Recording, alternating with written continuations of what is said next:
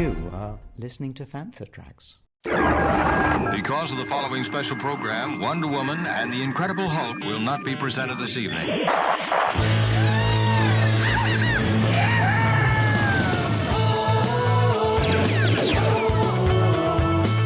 got Bantha. It's time to get all your Star Wars news in a single file. That doesn't sound too hard. Boom! This is Making Tracks. This is the way. Here are your hosts, Mark Newbold and Mark Mulcaster. I know these people. They are brutal. Does this look Jedi to you? That's not how the Force works. They'll never see it coming. Count me in. You're listening to Making Tracks, and a very special episode as we're joined by two very special guests. Stuart Ziff, ILM legend who worked on A New Hope, The Empire Strikes Back and Return of the Jedi, and other films including 2010, Ghostbusters and Dragon Slayer. Stuart won an Academy Award for his work on the Go Motion system, and by Brandon Alinger, co-owner of Propstore, to talk about the upcoming Propstore Entertainment Memorabilia Live Auction, which takes place in Los Angeles from the 25th to the 27th of March. We spoke about Stuart's career, his items in the auction, and they are incredible items. So here's myself, Brandon, and Stuart Ziff talking on Making Tracks. I mean, to just tell about myself, my first job was Star Wars. I ran the creature shop on the first Ghostbusters. I managed over 50 people. I worked on Star Trek 1 and, the first Star Trek movie and Star Trek 4. And then my friend says, and then there are many films you worked on that, well, they paid the mortgage. Got to pay the mortgage. Yeah. Incredible items going into this auction. When you were on set, when you were working on the films, you had a camera, and it's not a common thing these days for people to be on film sets with cameras, but you've got this incredible archive of imagery. How were you allowed to be on set with cameras like this? And thank goodness you were. Well, it was a very small camera, and I don't think things were stringent in that. And obviously, people must have seen me with a camera. No one ever said anything. And I think one thing to say about that, people always say working on a set is hurry up and wait. But I really think it's about waiting. Then you hurry up and do your job, and then you wait and wait and wait. So I, take pictures while I'm waiting. But I would also take pictures while the shooting was going on, as you see. And, part of it is just boredom. You're standing around. I go, oh, that'd be a neat shot, So. And was photography always a hobby of yours? Was that something that you'd always done? Certain times I'd take pictures, yes. Mainly it would be color slides. The thing is, many of those slides faded a lot with time, but boy, black and white stays forever. So Brandon, when you come across and hear of an archive like this, given all the many varied things that Propstore have in auctions, and an archive like this comes along, what does that do to you? Does the, obviously there's an interest in terms of Star Wars and movie history, and the general interest there would be in an auction. What kind of goes through your head when you hear about something like this? Well, I think, Mark, from having followed Propstore for a number of years, we were always kind of Star Wars centric. Star Wars has always played a big part in our auctions.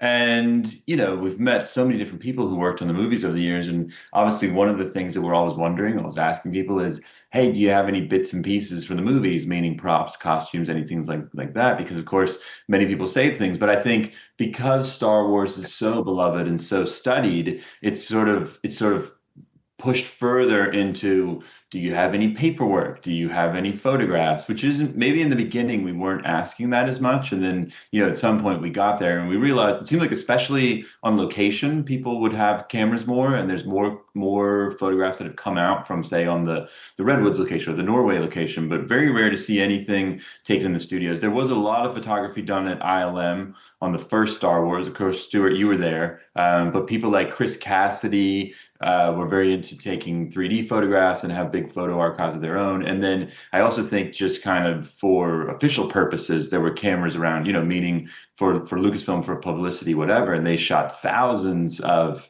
pictures on that first Star Wars. Wars. But I guess, the interesting thing here is I first met Stuart a few years ago, and we sold, a lot of material from his collection, a lot of great pieces from Ghostbusters, for example.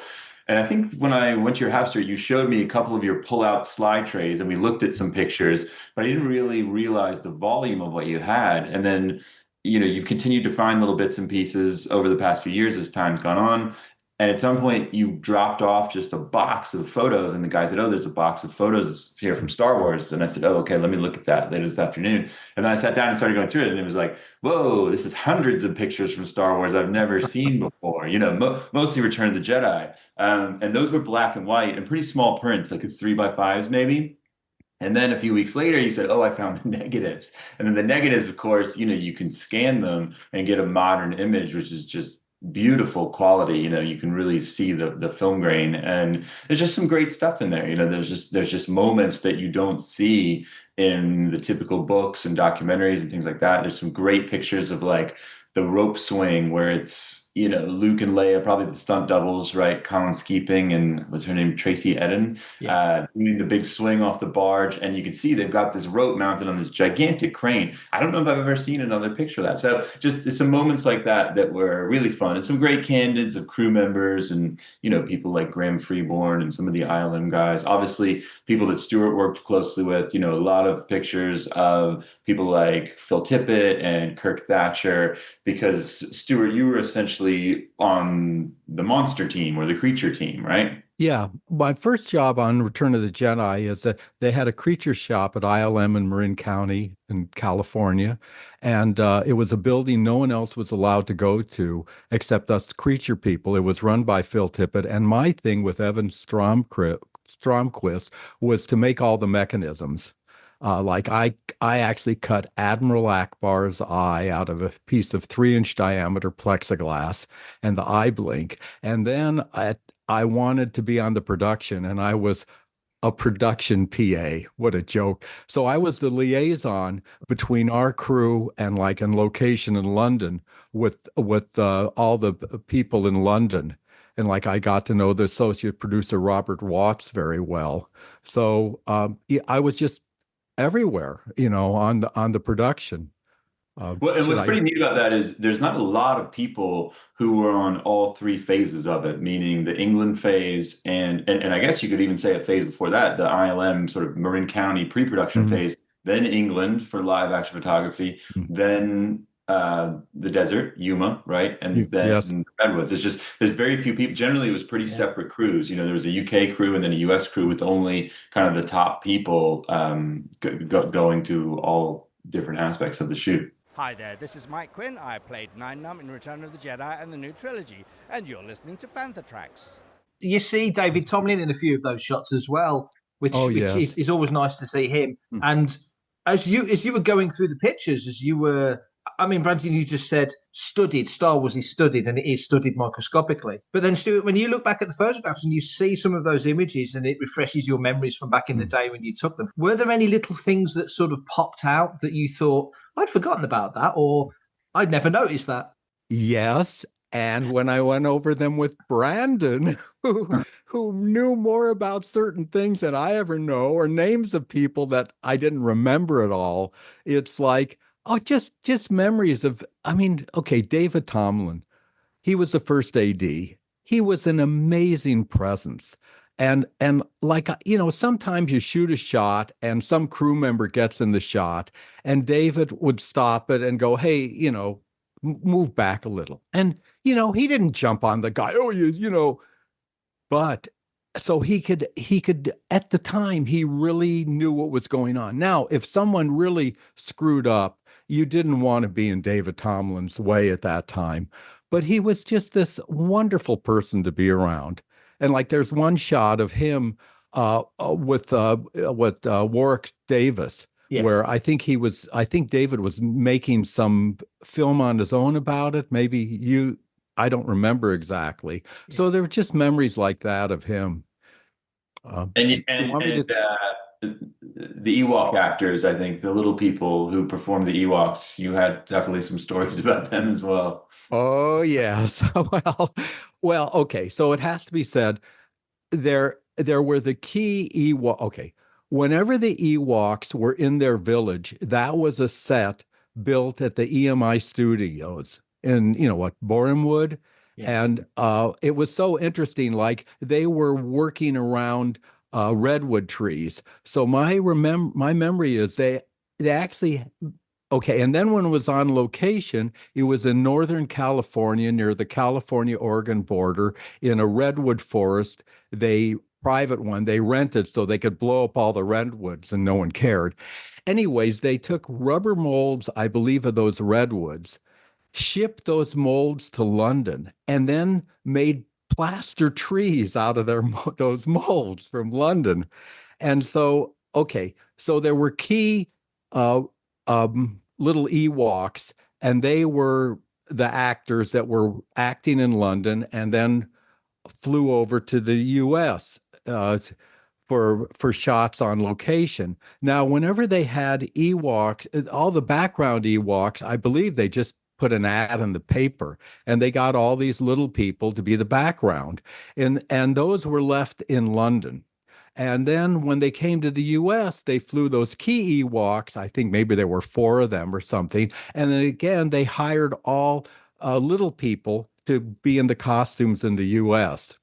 So, shall I continue with the story on that, or you want to put anything? Just had some good stories about their adventures, I would say, and just just how the actors in general had a lot of personality, should we say, and a lot of fun. Yes. Well, let me just add. So as I remember, and again, we're talking memory over 40 years ago, when one of these little background characters they hired was Warwick Davis. And he was just amazing. What was he? Maybe 3.5 feet high. I don't know in metric what that is. And he could just run and like jump over a chair his same height. He was like Tinkerbell. And I believe George saw that, and he rewrote the script. So Warwick was now like one of the key Ewoks. And my memory is that when we flew to we flew up to Northern California, and they flew these 4-head Ewoks, and these guys are just like sitting around and wondering, I don't understand. They're not filming us much here, because George, as someone said, like rewrote the script in his mind and okay, now it's Warwick is going to be in charge. For everything in one location, daily news, reviews, interviews, podcasts, video, and social media feeds, bookmark FanthaTracks.com for Star Wars news 24/7, 365. Brandon, when you look at this and see this wonderful collection of imagery, it's so valuable to the Star Wars story, the broader Star Wars story, the knowledge that we get, the insight that we get from these very candid images. With what you do at Propstore, is that always a consideration? And is that always a goal as well? Obviously, you're a business, there's that side of it, but also as a fan and an archivist of this kind of stuff, this must be so exciting when you see this and know that to some degree, the wider world is going to see this door back to 1982 when they filmed it that we've not really had available to us before. Yeah, I mean, I guess there's a couple different levels to it. It's like, one is there's just the straight commercial level where, at Propstore, we are selling these things as collectibles, and there are collectors out there who would love to have any little, piece of Star Wars. So maybe that's a Stormtrooper helmet, or maybe it's a call sheet or a document, and maybe the document is fascinating to own and to look at because it has information in it that you're not going to see published anywhere else, or photographs, a set of photographs, I know collectors who are into photographs, who have collections of photos that they bought, and it's, there's an inherent appeal in the fact that these photos are maybe a unique record of a little snapshot of time, a moment of time, and just not something that people are going to see elsewhere. So I think in the same way that, you see people buying photographs of the Beatles, and it's like, here's the Beatles when they first got to America. Star Wars sort of has that same just level of universal appeal where any little nuance of it is interesting. And, I guess how far down the esoteric scale someone will go is probably related to how much of a fan they are. But, there's stuff in Stuart's photos that I look at that I recognize just because I, went and visited some of those locations and hunted those locations that like wouldn't mean anything to most people, but I can go like, oh, that's the road that actually leads you up to the redwoods there, which is just neat to see because again, it's not documented anywhere else. Where else would you see a picture of that? So I think, we were always approaching it from a couple of different perspectives. One is the commercial perspective and the other is just the research perspective. And sometimes research about props and costumes themselves, where, you can see a picture of, say, a table of props and you go, oh, okay, I didn't realize that they had that many, or whatever it might be. There's a great slide in one of the photo lots, maybe I think it's the photo lot from Yuma, where there's a couple of special effects guys, I think the English special effects guys, who are repairing resin lightsabers, and then the lightsabers that they loaded into R2D2 for when they shot. Were you there? Were you on set that day? Oh, Stuart? yes. Shooting lightsabers. Uh-huh. Yeah, and it looks like they were breaking basically, and they're like bondoing them back together so that they can do another take. Yeah, what I remember is it was what R2D2 like opens its head, and these are supposed to shoot out, and it didn't work over and over. And what was happening? It just didn't fire, or what? I forget, but it leads to the thing. You're one of, who knows, 150, 200 people on the crew, and your job, what I say, is to be invisible. And then you do your job and you step back and do it. And the way you're visible is when you screw up. And these guys were, it wasn't their fault, but they were very visible. You don't want to be in that position, let me tell you. Yeah, that's funny. You worked in articulation and mechanics and sort of tangible hands-on things, and the work that you did, from my understanding, obviously is it's part of a whole. Like everything is part of a whole. But with your stuff, especially with creatures, and I know a lot of the puppeteers over here on the UK Creature Shop, and we talk about this quite often, how the construction, design, performance, all these things sort of blend together to bring you the creation that we all know. Your part in that, how, when you watch a performance, when you watch one of the creatures that you worked on happen, we can't visibly see what you did. It's the bones of it, really. But how proud are you when that thing just works, when all the performances work, all the performers make it come to life? Well, I'm very proud. But if I'm watching a film I worked on and I'm hung up on, oh, I made that, it worked like that, the film is not working for me. I want it to suck me in, and I stop seeing what I made and looking at the whole film. And I have to give total credit to Phil Tippett. He was in charge of it all. He made the stuff look good. And then, of course, to George Lucas and everyone else involved. They made the film work. I just made some elements that were maybe prominent, but I want to see the film and enjoy it like everyone else.